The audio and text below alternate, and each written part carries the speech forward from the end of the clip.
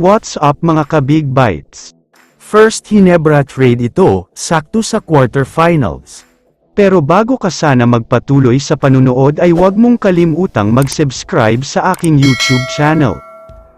Isingit lang sandali natin ang balita tungkol sa SMB, dahil naglabas ng balita ang Spin.ph at ibang legit source, at sinasabing si Jericho Cruz daw ang malaki ang chance na bibitawan nila. Ibibigay daw siya sa ibang teams.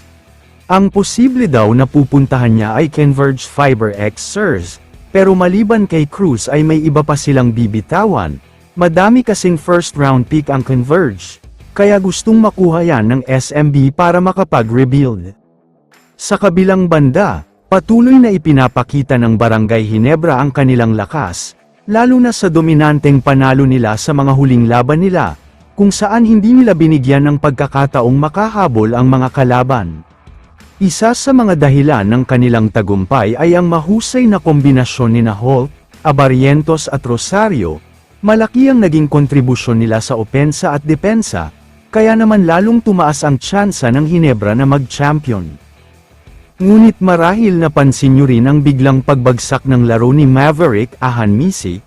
Tila nawawalan siya ng kumpiyansa at hindi na gaanong nagagamit, dahil sa sobrang limitado na lamang talaga ng kanyang playing time. Maging ang mga commentators ay nagtataka kung bakit nasa loob pa rin ng court si Ahanmisi sa tuwing natatambakan ang kalaban, puro bench players na ang kanyang mga kasama, kaya nakakapagtaka talaga ito. Dahil dito, lumalabas sa mga ulat na desidido na ang Hinebra na ipasok si Ahanmisi sa trade market. Sa patuloy na pagbawas ng kanyang playing time, tila mas mahihirapan siyang makuha ang kumpiyansa niya.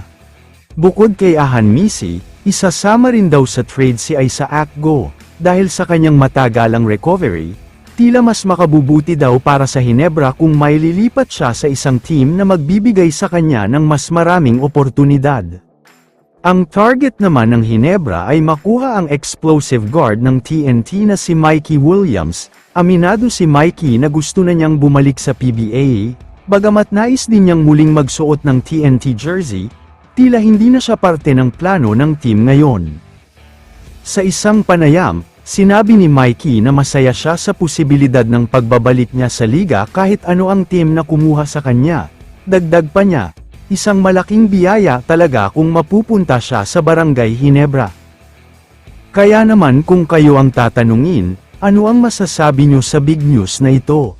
Pero bago ka sana magpatuloy sa panunood ay huwag mong kalimutang mag-subscribe sa aking YouTube channel.